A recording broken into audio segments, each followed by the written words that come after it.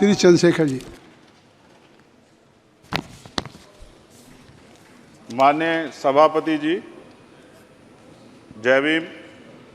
महामहिम राष्ट्रपति जी के अभिभाषण पर धन्यवाद प्रस्ताव पर बोलने को आपने मुझे अवसर दिया, इसके लिए मैं आपका आभारी हूं। सभापति महोदय, सर्वप्रथम मैं बहुजन समाज में जन्मे सभी संतों, गुरुओं, महान पुरुषों को नमन करता हूं, जिनमें महात्मा ज्योतिबा फूले, डॉक्टर बाबा साहब अम्बेडकर और मान्यवर काशीराम साहब को मैं याद भी करता हूं आज के दिन पर। साथ साथ नगीना की महान जनता और भीम आर्मी और हमारी पार्टी आज़ाद समाज पार्टी काशीराम के साथियों का भी धन्यवाद करता हूं। इसके बाद अपने कुल गुरु जगत गुरु सदगुरु रविदास जी महाराज को भी मैं नमन करता हूं, जिन्होंने दुनिया को लगभग 600 साल पहले बेगमपुरा शहर के रूप में दुनिया का सबसे महान लोकतांत्रिक दर्शन दिया। अध्यक्ष महोदय, माननीय सभापति जी, 14 अगस्त 1947 को ये देश अंग्रेजों के अधीन था।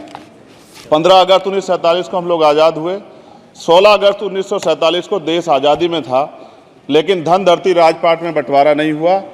जो साधन संसाधन थे उनमें बंटवारा सही रूप से न होने के कारण एक बहुत बड़ी आबादी सुविधाओं से वंचित और सम्मान से वंचित रह गई।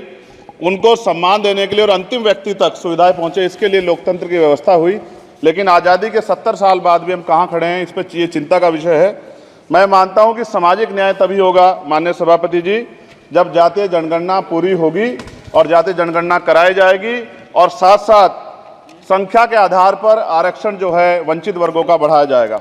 उसके साथ साथ जब राष्ट्रपति जी अभिभाषण पर बात रख रही थी तो उन्होंने शहरी और ग्रामीण क्षेत्रों के विकास की बात कही और ये भी कहा कि दुनिया में सबसे उत्तम शहर हमारे यहाँ बने।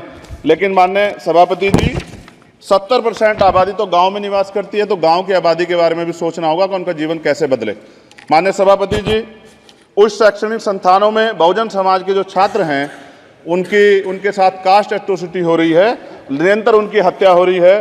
साथ साथ जो सरकारी कर्मचारी हैं दफ्तरों में, उनके साथ भी जो SC ST OBC और मुस्लिम और अन्य धार्मिक अल्पसंख्यक हैं उनके साथ भी माननीय सभापति जी जातिगत और धार्मिक जो है शोषण किया जा रहा है। इसलिए मेरी मांग भी है कि पुरानी पेंशन को भी अध्यक्ष जी बहाल किया जाए। जो कर्मचारी देश की सेवा में लगे हैं उनका भी सम्मान होना चाहिए। साथ साथ सभापति जी, भाजपा ने चुनावी लाभ के लिए सबका साथ सबका विकास के नारे दिए जो खोखले हैं, क्योंकि 10 साल में दलित, पिछड़े, आदिवासी, मुस्लिम और अन्य धार्मिक अल्पसंख्यक जो अत्याचार हुए हैं वो किससे छिपे हुए नहीं हैं। ये गलत है, ये बंद होना चाहिए।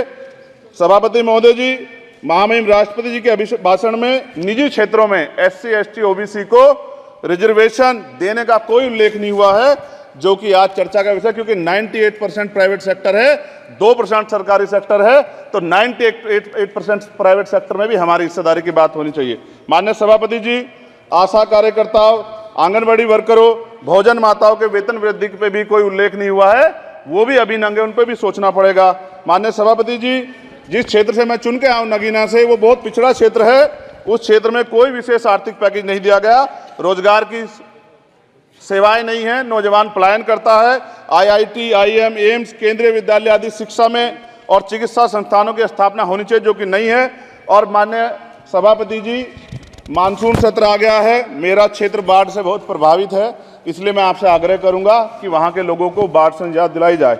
माननीय सभापति जी, चीन हमें आंख दिखा रहा है और लगातार हमारे देश की सीमाओं में घुसपैठ कर रहा है, इसलिए अग्निवीर योजना को हटाकर पुनः सेना भर्ती शुरू की जाए और साथ साथ भारत की सबसे प्राचीन व बहादुर रेजिमेंट में से एक चमार रेजिमेंट को पुनः बहाल करा जाए, ऐसा भी मेरा आपसे आग्रह है।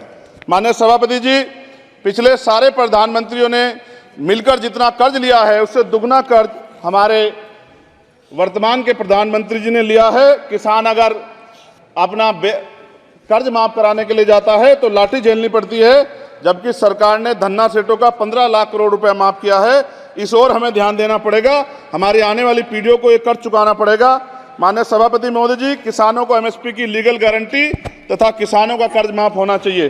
साथ साथ 2 अप्रैल 2018 को SC ST के बच्चों पे बहुत बड़े पैमाने पे मुकदमे लगे थे, वो हमारी लड़ाई सही थी, ये सुप्रीम कोर्ट ने माना और बाद में सरकार ने माना, वो मुकदमे तुरंत वापस होने चाहिए। माननीय सभापति जी, प्रेस जो है उस पर भी शिकंजा कसा जा रहा है, जो पत्रकार सरकार खिलाफ बोलता है नौकरी से हाथ धोना पड़ता है। और सोशल मीडिया हमारा हथियार है, उस पर तरह तरह के प्रतिबंध लगाए जा रहे हैं और विरोध करने वालों को सोशल मीडिया हैंडल भी सस्पेंड करा दिए जा रहे हैं। साथ साथ सभापति जी, पेपर लीक और परीक्षाओं के कैंसिल होने से देश के नौजवानों का भविष्य खतरे में है। नीट, यूपी सिपाही भर्ती सभापति जी और 69,000 शिक्षक भर्ती में आरक्षण घोटाला हुआ है, कोई पूछने वाला नहीं, खून के आंसू रो रहे हैं बच्चे, बेरोजगारी का दंश युवा झेल रहे हैं। इसलिए मेरा आग्रह है कि युवाओं के लिए कृपया समाप्त करें चंद्रशेखर। माननीय सभापति जी, मैं पहली बार बोल रहा हूं, आप कहेंगे मैं बैठ जाऊंगा, मैं आपकी बात, मैं संवैधानिक मर्यादा का पालन करूंगा, मगर हम तो माननीय सभापति जी सुन ही रहे हैं। आप बोलिए, 1 मिनट। धन्यवाद। एक मिनट और बोलिए। अध्यक्ष सभापति जी, नारी सम्मान की बात करने वाली सरकार, हमने मणिपुर देखा सर, हमने पहलवान बेटियों का हर्ष देखा सर, और हमने सर हाथरस की बेटी का हर्ष देखा सर, और हाथरस के परिवार को जो वादा किया था सरकार ने वो भी पूरा नहीं किया।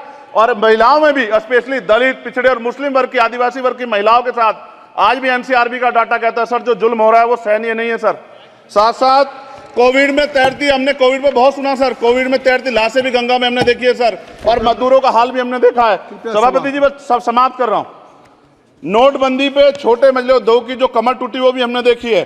सभापति जी, शैक्षणिक संस्थानों, विश्वविद्यालयों में, चिकित्सा संस्थानों में ओबीसी एसटी के योग्य अभ्यर्थी को एनएफएस करके जिस तरह निकाला जा रहा है, लेटरल एंट्री करके जिस तरह हमारे रास्ते बंद किए जा रहे, ये भी हम देख रहे हैं सभापति जी।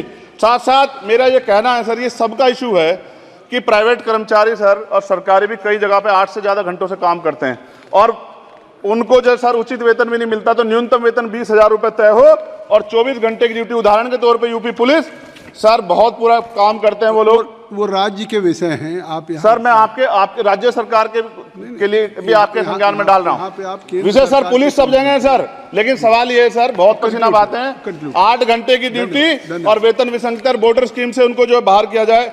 माननीय सभापति जी, 1 मिनट चाहिए सभापति जी। राष्ट्रपति जी ने धर्म के बारे में बात की थी, राम मंदिर से पहले हमारे गुरुघर तुगलकाबाद का फैसला आया था राष्ट्रपति जी, वो सभापति जी अभी तक दिल्ली में स्थित सदगुरु रविदास जी महाराज का गुरुघर नहीं बना। साथ साथ सभापति जी, अपनी बात को खत्म करते हुए मैं आपसे कहना चाहता हूं कि जितना देश दूसरों का है सर, इतना हमारा भी है। हम मरने के लिए पैदा नहीं हुए, जो चाहता है हमारी हत्या कर देता है। मूछें रखने पे, घोड़ी पे बैठने पे, मटकी छूने पे हमारी हत्या हो रही है। क्या बदला है सर 70 साल बाद भी? दलित, पिछड़े, मुसलमानों पे हिंसा नहीं रुक रही है सर। मेरा आपसे संरक्षण के साथ ये आग्रह है कि इन घटनाओं को रोका जाए और देश किसी की बपोती नहीं है, देश संविधान से चलता है सर और संविधान से चलेगा, संविधान छेड़खानी बर्दाश्त नहीं की जाएगी सर। धन्यवाद।